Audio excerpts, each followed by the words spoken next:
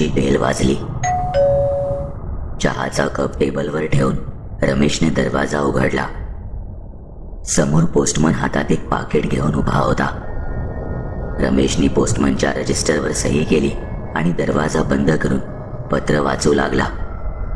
रमेशच्या ऑफिसमधून त्याच्या बदलीसाठी आलेलं ते पत्र होतं. नगरमधल्या एका गावात त्याची बदली झाली होती.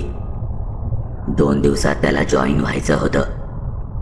हातची सारी कामं बाजूला सारून रमेश लागली सामान बांधू लागला. दुसऱ्या दिवशी दुपारची बस पकडून तो जायला निघाला.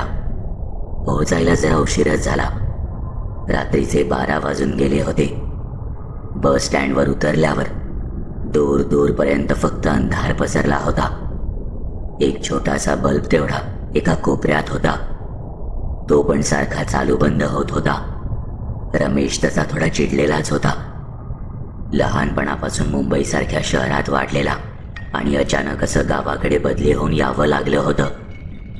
त्याने बदली रद्द करण्याचा अर्ज देखील केलेला, पण तो ऑफिसमधून अमान्य करण्यात आला होता. त्यात प्रवासाची दगदग. एक दीर्घ श्वास घेऊन तो चालू लागला. इतक्यात त्याच्या खांद्यावर कोणीतरी हात ठेवला. रमेश थोडा दचकला.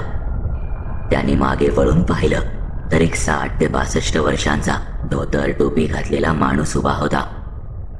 राम राम साहेब, मी दामो. ते मुंबईवरनं आलेलं साहेब तुम्हीच होय? हो, मीच. मला मोठ्या साहेबांनी पाठवलंय तुम्हासनी आणायला. हो का? बरं, चला मग. दामूने लगेच सगळं सामान उचललं आणि चला असं म्हणाला. रमेश त्याच्या मागे मागे चालू लागला. जंगलातला रस्ता कच्चा होता. आजूबाजूला भयान शांतता. लांबून कुठून तरी कुत्र्यांच्या भुंकण्याचा आवाज येत होता. सुकलेला पालापाचोळा तुडवत हे दोघे झपाझप चालत होते. साहेब, तुम्ही एकटेच आलात? बायका पण नाही आली का? दामोची प्रश्नमंजुषा सुरू झाली. अजून माझं लग्न नाही झालं. रमेशला दामूसोबत बोलण्यात अजिबात रस नव्हता. तो फक्त हो नाही म्हणत बोलणं टाळत होता. रमेशबद्दल सगळी चौकशी करून झाल्यावर शेवटी दामू हळूच म्हणाला, बरं साहेब, तुमच्या नवीन ऑफिसचं ते समजा माहिती हवंय तुम्हासनी. म्हणजे काय माहिती आहे? तुमच्या ऑफिसच्या बिल्डिंगमधला 4था मजला लई खतरनाक. मागल्या 25 वर्षापासून बंद आहे. आजपर्यंत तिथे जो कोणी गेलाय तो परत कधीच वापस आला नाही बघा. का कसं कोणाला बी ठावं नाही. रमेश जरा हसूनच म्हणाला, अरे असं का बरं? दामू इतकं बोलला आणि तोपर्यंत कंपनीनं रमेशला दिलेलं घर आलं. सगळं सामान उतरवून दामू त्याच्या घरी निघून गेला. जाताना फक्त एवढंच बोलला, साहेब जरा जपून बरं का. रमेशला त्याच्या बोलण्याचा अर्थ समजला नाही. भूत प्रेत असल्या गोष्टींवर त्याचा विश्वास नव्हता. गावाकडे अशा गोष्टींमध्ये लोक फार रमतात आणि डोळे झाकून त्यावर विश्वास ठेवतात. म्हणून अशा गोष्टींना अजून वाव मिळतो असं त्याचं म्हणणं होतं. तरी रात्री त्याच्या डोक्यात मात्र राहून राहून एकच वाक्य फिरत होतं, तिथं ती आहे. रमेश तसा झोपला. नाईट शिफ्ट असल्यामुळे दुपारी 2 वाजता उठला. जेवण उरकून कंपनीनं दिलेल्या बाईकवरून ऑफिसला गेला. पहिला दिवस मस्त गेला. घरी जायला निघताना 4थ्या मजल्यावर येऊन तो जरा थांबला. परत डोक्यात तेच वाक्य फिरू लागलं, तिथं ती आहे. रमेश हसू लागला. कोण असेल ती असा विचार करत असताना खालून वॉचमन तिथे आला. साहेब, तुम्ही नवीन दिसताय. इथे जास्त वेळ थांबू नका आणि लिफ्टचा वापर करत जा. अरे जरा चालायला हवं, तेवढेच पाय पण मोकळे होतात जरा. आणि तसंही इकडे गावाकडे कुठे जिमची सोय सुद्धा नाही. सगळ्या सवयी आता बदलाव्या लागणार. असं म्हणत एक प्रकारे मनातला राग त्याने बाहेर काढला. तसंही तो या बदलीमुळे खुश नव्हताच. ते सगळं ठीक आहे, पण इथे थांबू नका. ही जागा ठीक नाही. तुम्ही नवीन आहात म्हणून सावध करतोय. ती लई बेकार आहे. एकदा धरलं की सोडत नाही. इतकं म्हणून वॉचमन निघून गेला. रमेश मात्र जोरजोरात हसायला लागला आणि मनातल्या मनातच म्हणाला, काय इथली लोक जरा विचित्रच आहेत. जो तो येतोय आणि काहीतरी बडबडून जातोय. आणि ती, अरे कोण ती? अशी आहे तरी कोण ही? एकदा भेटायला नक्कीच आवडेल. असं म्हणून हसत हसत तो तिथून निघून गेला. दुसऱ्या दिवशी 3रा मजला पार करून जसा रमेश 4थ्या मजल्यावर गेला तसं त्याच्या कानात गाणं गुणगुणण्याचा आवाज येऊ लागला. सोबत अत्तराचा तीव्र वास सुद्धा येत होता. असं वाटत होतं की कोणीतरी त्याच्या सोबत वर येत आहे. 6व्या मजल्यापर्यंत तो आवाज त्याच्या सोबतच होता. रमेशला ही गोष्ट जरा विचित्र वाटली, पण भास झाला असेल असं म्हणून तो कामाला लागला. पुढचे 7 ते 8 दिवस हा प्रकार असा चालू राहिला. रमेशने त्याच्या सहकर्मचाऱ्याला ही गोष्ट सांगितली. त्यावर तो म्हणाला, अरे बोललो होतो ना तुला, नको नादी लागू या सगळ्याच्या. तुझं काम कर. आणि किती वेळा सांगितलंय, लिफ्ट वापरत जा. रमेश मात्र आजकाल भलताच अस्वस्थ होऊ लागला. राहून राहून त्याच्या मनात तो 4थ्या मजल्याचा बंद दरवाजा येत होता. एक दिवस रमेशला जरा उशीर झाला म्हणून त्याने लिफ्टने वर जायचं ठरवलं. तो लिफ्टमध्ये गेला आणि 6व्या मजल्याचं बटन दाबून मोबाईलमध्ये काहीतरी करत उभा राहिला. काही सेकंदाने लिफ्ट थांबली आणि दरवाजा उघडला. रमेश हैराण होऊन फक्त बघत राहिला, कारण लिफ्ट 4थ्या मजल्यावर येऊन थांबली होती. बराच वेळ प्रयत्न केला तरी लिफ्ट काही चालू व्हायचं नाव घेत नव्हती. रमेश शेवटी बाहेर आला.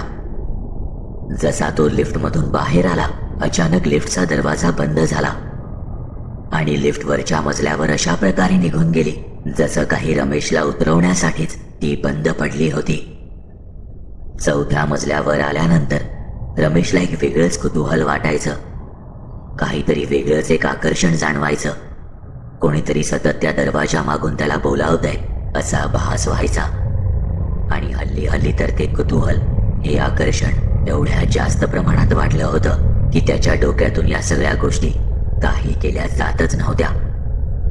याच सगळ्या विचारात तो ऑफिसमध्ये जाऊन बसला. तसं त्याच्या सहकर्मचाऱ्याने विचारलं, काय रे रमेश, बराच वेळ झाला मी तुझ्याकडे पाहतोय. आल्यापासून तू शून्यात काहीतरी विचार करतोयस. तुझी तब्येत तर ठीक आहे ना? बराच वेळ? मी तर आत्ताच आलोय. मला येऊन अजून अर्धा मिनिट सुद्धा झाला नाही. अरे काय मस्करी करतोय? गेले 15 मिनिटं मी तुला बघतोय. एखाद्या पुतळ्यासारखा बसून आहेस इथे. रमेशने आता त्याला सगळा घडला प्रकार सांगितला. कसं त्याला एक आकर्षण, एक ओढ जाणवते त्या जागेबद्दल. कसं तो दरवाजा त्याला बोलावतो. तिथून जात असताना येणारा अत्तराचा वास, पैंजणांचा आवाज आणि बरंच काही. त्याचं बोलणं ऐकून सहकर्मचारी म्हणाला, चूक करतोय तू. अरे नको पडूस त्या भानगडीत. त्याबद्दल बोलण्यासाठी सुद्धा इथे मनाई आहे. का कसं कुणालाच माहीत नाही. असं म्हणतात, ज्या कुणाला तिच्याबद्दल कुतूहल वाटतं ती त्याचा पिच्छा सोडत नाही. ऐक माझं, नको पडूस त्या भानगडीत. इतकं बोलून त्याचं काम करण्यात तो व्यस्त झाला. रमेशला एक गोष्ट कळून चुकली होती. या विषयावर इथे कोणीही उघडपणे बोलायला तयार नव्हतं. अरे याला काय अर्थ आहे? जो येईल तो कोड्यात बोलून निघून जातोय. रमेश स्वतःशीच पुटपुटत होता. शेवटी वैतागून त्यांनी तो दरवाजा उघडायचं ठरवलं. तो दरवाजा उघडायचा आणि या लोकांची तोंड कायमचे बंद करायची. नेमकी त्या दिवशी अमावस्येची रात्र होती. ब्रेक झाल्यावर कोणालाही न सांगता रमेश तडक 4थ्या मजल्यावर गेला. दरवाजा पूर्णपणे धुळीने माखला होता. खरंच वर्षानुवर्ष तिथे कोणीही फिरकलं नव्हतं. त्याने दाराच्या कुलपाला हात लावला तसं ते कुलूप उघडून रमेशच्या हातातच आलं. त्याला आश्चर्य वाटलं. त्याने लगेच कडी उघडून दरवाजा उघडला. बरीच वर्ष खोली बंद असल्याने आतमध्ये धूळ आणि जाळ्यांचं राज्य होतं. मोबाईलच्या टॉर्चच्या उजेडात तो सगळीकडे पाहू लागला.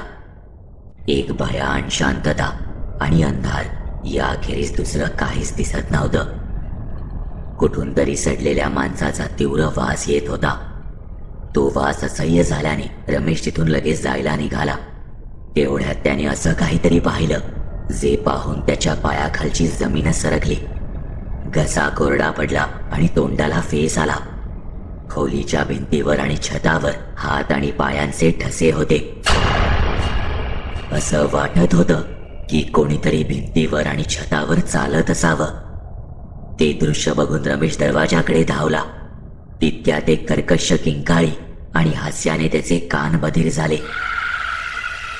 तो कसाबसा बाहेर पडला आणि वरच्या दिशेने धावू लागला. तो जसजसा वर धावत होता, पैंजण आणि हास्याचा आवाजही त्याच्या सोबत वर येत होता.